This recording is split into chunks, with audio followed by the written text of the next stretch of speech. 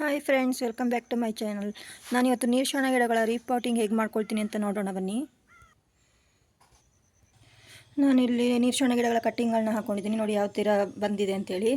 ಇದರಲ್ಲಿ ಯಾವುದಾದ್ರೂ ಒಂದು ಗಿಡ ತಗೊಂಡೀಗ ದೊಡ್ಡ ಪಾಟಿಗೆ ಹಾಕ್ಕೊಳ್ತೀನಿ. ನಾನೀಗ ಇಲ್ಲಿಂದ ದೊಡ್ಡ ಪಾಟ್ ತಗೊಂಡಿದ್ದೀನಿ. ಇದಕ್ಕೆ ಒಂದು ಟೈಸ್ ಚೂರು ಹಾಕ್ಕೊಳ್ತಾ ಇದ್ದೀನಿ. ಈಗ ಇದಕ್ಕೆ ನಾನು ಕಲ್ಲು ಮಣ್ಣು ತಗೊಂಡಿದ್ದೀನಿ.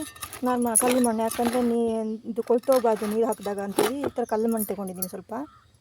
ಈಗ ಈ ಪಾಟಿಗೆ ಸ್ವಲ್ಪ ಮಣ್ಣು ಹಾಕ್ಕೊಳ್ತೀನಿ. ಸ್ವಲ್ಪನೇ ಸ್ವಲ್ಪ ಹಾಕ್ಕೊಳ್ತೀನಿ ಅಷ್ಟೇ. ಈಗ ಇದು ನೋಡಿ ಎಷ್ಟು ಚೆನ್ನಾಗಿ ಬೇರು ಬಿಟ್ಟಿದೆ ಅಂತ.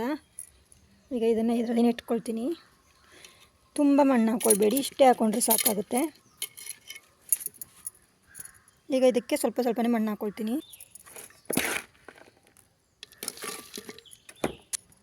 ಈಗ ನೆಟ್ಕೊಂಡಿದ್ದಾಗಿದೆ.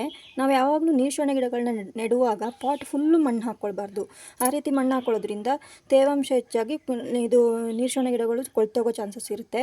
ಹಾಗಾಗಿ ನಾನಿಲ್ಲಿ ಅರ್ಧ ಭಾಗದಷ್ಟು, ಇಲ್ಲಿ ಕಾಣಿಸ್ತಾ ಇದೆ ಅಲ್ಲ, ಈ ಪಾಟ್ನ ಅರ್ಧ ಭಾಗದಷ್ಟು, ಇದಕ್ಕಿಂತ ಚಿಕ್ಕ ಪಾಟು ಬೇಕಿದ್ರೆ ನೀವು ತಗೊಳ್ಬೋದು. ದೊಡ್ಡ ಪಾಟ್ ಆದರೆ ಈ ಥರ ಮಾಡ್ಕೊಳ್ಳಿ. ಇದು ನೋಡಿ ಅರ್ಧ ಭಾಗದಷ್ಟು ಮಾತ್ರ ನಾನು ಮಣ್ಣು ಹಾಕ್ಕೊಂಡಿದ್ದೀನಿ. ಇದನ್ನು ಮಣ್ಣು ಹಾಕಿ ತುಂಬಿಸ್ಕೊಂಡು ಮತ್ತು ಸ್ವಲ್ಪ ನೀರು ಹಾಕ್ಕೊಂಡ್ರೆ ಒಂದು ನೀರ್ಶಾಣ ಗಿಡಗಳು ಹಾಳಾಗೋದಿಲ್ಲ. ಈ ವಿಡಿಯೋ ಇಷ್ಟ ಆದರೆ ಒಂದು ಲೈಕ್ ಕೊಡಿ. Thank you.